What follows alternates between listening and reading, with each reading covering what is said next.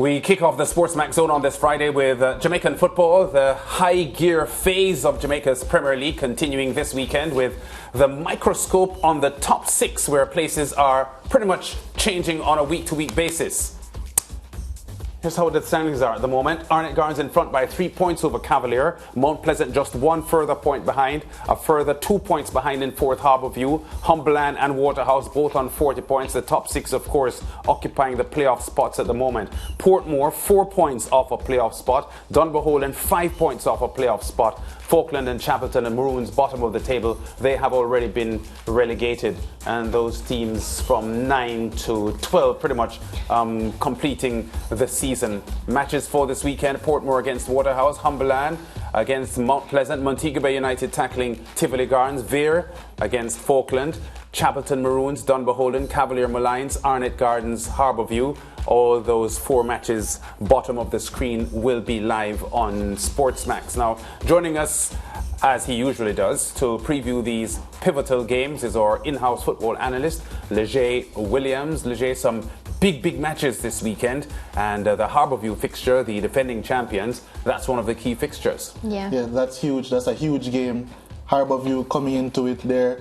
They've been hitting their peak at the right time. They're playing some relatively good football. Arnett Gardens have been pretty much at their peak level all season. They've been playing really well. They've let, I'm sure their coach, Paul Teagat-Davis and Eric Rademacher as well, they've been concerned about their level of controlling certain games, but they've been getting results, and I think they're in really good form as well going into the playoffs. So I think this week for them is just consolidating that top 2 spot. I think once they win this game, they'll get into the top 2 spots automatically. So I'm sure they'll just be focused on that and then moving into the playoffs comfortably. Yeah, a quick comment on Arnett Gardens though. I was making the point on commentary last week that the Arnett Gardens rebuilding phase is almost complete. 2 seasons ago, when the league had just returned from COVID, they finished, I think, 9th of the 10 or 11 teams that played that season, and looked a shadow of themselves. Offensively, they were poor, which is very uncharacteristic of Arnett Gardens. And to be fair to them, their roster looked new. There were a lot of young players. Romeo Guthrie, their young captain, was in charge. But 2 years on, we are now looking at the Arnett that we have been accustomed to seeing for years. Yeah, they're a really quality team. I think that comes down a lot to coaching, first of all. Paul Teagat-Davis and Eric Rademacher are doing a really good job. But also in terms of whoever is in charge of building the squad, I think they've done a fantastic job. I've mentioned before the fact of the profile of player that they have in each position. They don't have the same, like how, say, for instance, when I talk about Mount Pleasant, I don't like to bring them up all the time, but when I talk about Mount Pleasant and they have Trevante Stewart and Bygrave, for example, who are very similar players. You think about the person who scored that goal on screen a while ago, Jaheim Thomas, in comparison to Juma Johnson. 2 completely different types of number 10s. Yes. Fabian Reid in comparison to Marlon Allen. 2 completely different types of number 9s as well.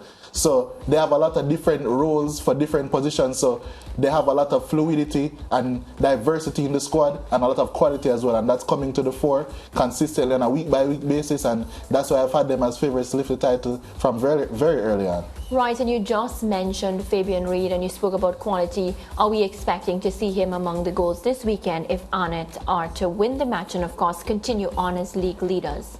If Arnett are playing well, Fabian Reid is playing well, and if he's playing well, he's going to get on the score sheet. He has 15. He has 15. He's very close to 16, which is Colin Anderson to have the golden boot. He constantly said that that's not on his mind, but when he plays well, as I said, goals come, and he's a really pivotal player to Arnett Gardens. He's the heart and soul of their attack. The work that he does not only on the ball but off the ball as well is really important to them. He provides so much creativity to them as well. So Arnett Gardens, I think Fabian Reid is a really good player. I think Arnett Gardens do really well just to have him there. Yeah, what's for sure is that is a mouth-watering clash. We have a lot of clashes that we're looking forward to. Mount Pleasant on Sunday against Humble Lion, Leger. It's one I'm looking forward to, and I'm happy to see Atafaroy Bygrave, coming back to some sort of form. In his interview, he spoke about the fact that he's aiming to get the 11 goals that he got last season because he was having a struggling patch a short while ago.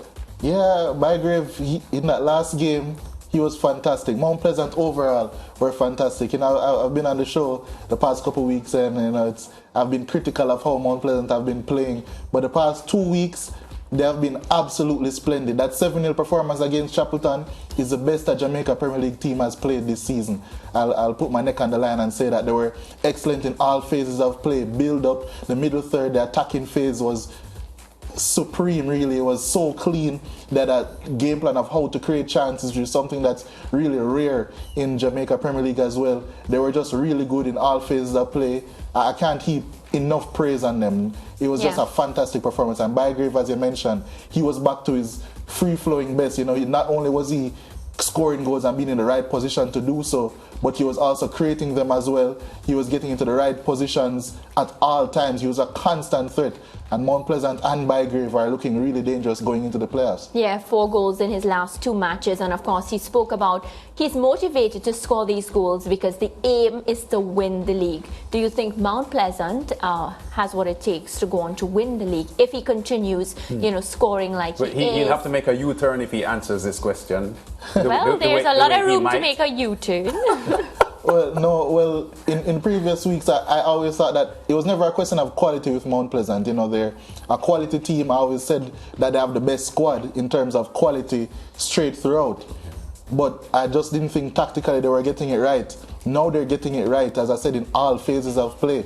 So, although I do think that if push comes to shove, Arnett Gardens might get the better of them, and I'm not wavering from that, sir, lads, to say that I do think Arnett Gardens are the favourites still. But Mount Pleasant, I think, have, in the past couple of weeks, that's how quickly football can change. Yes. In the past couple of weeks, they've really made a lot of ground on not only Arnett Gardens, but Cavalier, who are having a really good season as well. Yeah, if you look at the base of the current top 6 teams, Humberland and Waterhouse, both on 40 points.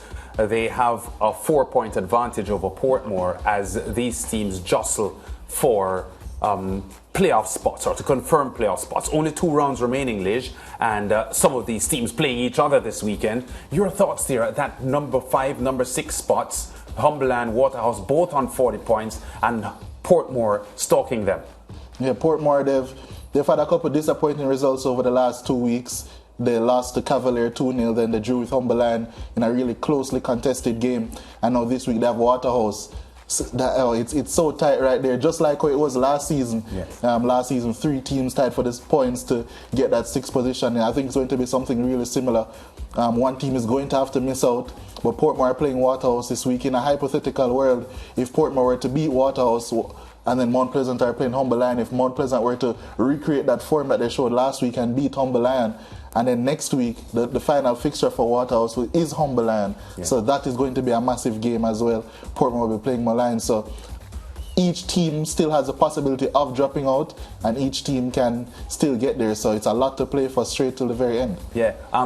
You spoke glowingly just now about the Mount Pleasant performance last week, Monday night, with good reason, because they were a 7-goal team. But Humberland is one of the best defensive teams in the league. They don't concede goals very easily. The hope would be for a Portmore and a Waterhouse that Humberland would lose to Mount Pleasant. But Humberland's defence line is so solid that Mount Pleasant may not necessarily get past them. Yeah, it's definitely not going to be a 7 of any sort or anything close to the 5 that they gave here the week before. Yeah. Because as you mentioned, Humberland are the best defensive team in the league. Yeah. So they won't allow Mount Pleasant to have the spaces to operate in. But with that being said, I think a key thing that I touched on is the ability for a team like Mount Pleasant to know how they're going to create their chances. And I think if we continue doing that and doing that and doing that, it's going to eventually break down and lead to, at the very least, a couple half chances. And Mount Pleasant have the individual quality in those attacking areas to take advantage of those half chances, turn them into goals. Humberland, they'll have to defend really well, and they'll have to be very potent on the counter-attack as well to try and get the best of Mount Pleasant.